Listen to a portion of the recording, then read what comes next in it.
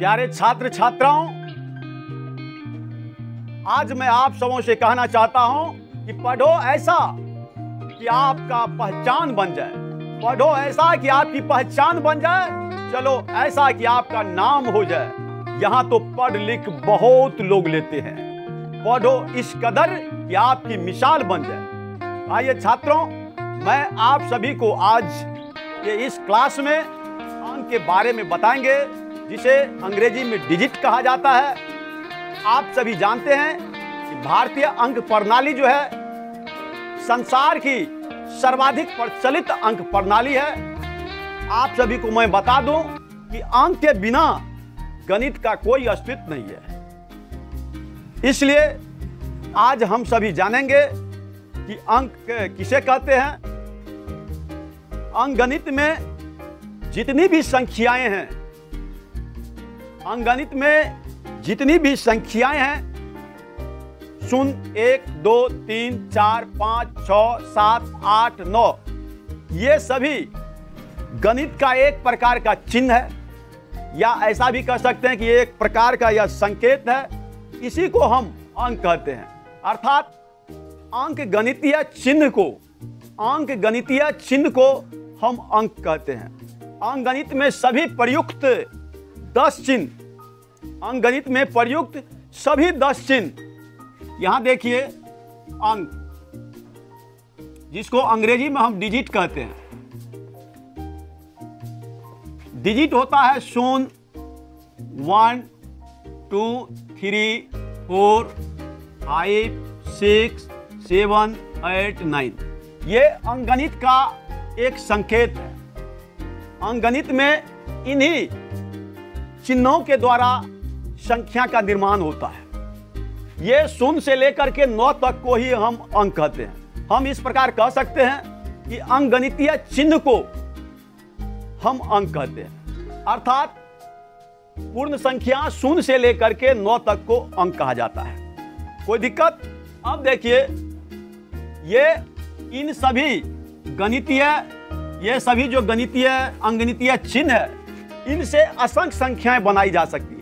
जैसे मान के चलिए कि हम अंक 1, 2, 3 लेते हैं। इनसे हम कौन कौन सी संख्या बना सकते हैं इनसे? अब देखिए, इससे जो संख्या बनेगी वह 123 हो जाएगा। 1 को जगह पर ही रहने दीजिए, इसको आपस में बदल दीजिए तो 3 2 हो जाएगा। फिर हम यहाँ 2 ले लेते हैं, 2 ले लिए तो बच गया 1 3, 1 3 यहाँ लिख दीजिए। फिर आपस में इसको बदल दीजिए, 3 1 हो गया। फिर जो है ये 3 को ले लीजिए, यहाँ पे 3 ले लिए तो बच क्या गया 1 2, 1 2 लिख दीजिए। फिर 3 यहाँ रहने दीजिए, फिर इसको आपस में बदल दीजिए, 2 1 हो गया।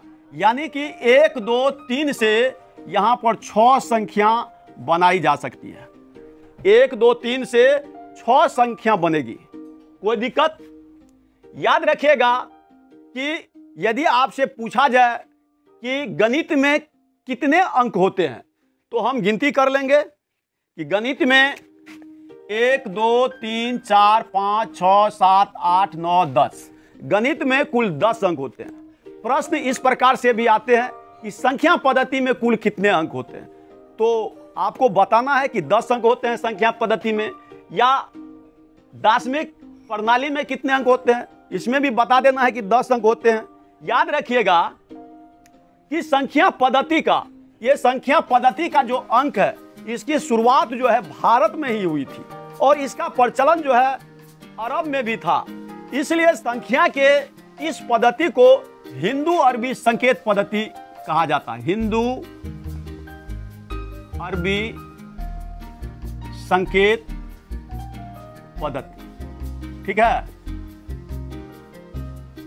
तो आप सभी ने अंक के बारे में पूरी तरह से जानकारी प्राप्त कर लिए हैं। और एक बात और याद रखिएगा कि अंतरराष्ट्रीय स्तर पर, यानी इंटरनेशनल लेवल पर, इन्हीं 10 चिन्हों का प्रयोग किया जाता है, 0 से लेकर 9 तक। और याद रखिएगा कि इस अंक में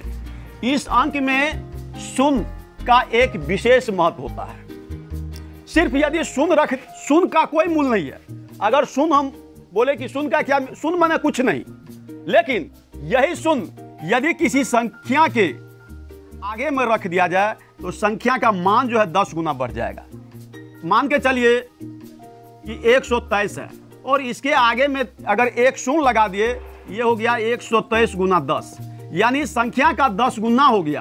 तो किसी भी संख्या के आगे में शून्य लगा देने से उस संख्या का मान जो है 10 गुना बढ़ जाता है, लेकिन केवल शून्य का कोई मूल्य नहीं होता है। आप लोग अंक के बारे में पूरी तरह जानकारी हासिल कर लिए होंगे, मुझे पूरी उम्मीद है आप सभी अंक के बारे में जान गए होंगे कि अंक क्या है। आप सभी को यदि यह वीडियो अच्छा लगता है तो प्लीज आप लाइक कर दीजिए, क्योंकि लाइक करने में आपका कुछ नहीं जाता है। आप मेरे चैनल को सब्सक्राइब कर दीजिएगा, इसमें आपका कुछ नहीं जाएगा। आपसे मेरा एक खास आग्रह है कि आप मेरे वीडियो को प्लीज लाइक कर दीजिए, सब्सक्राइब कर दीजिए, शेयर कर दीजिए। बस इतना ही आप सबों से आग्रह है। धन्यवाद।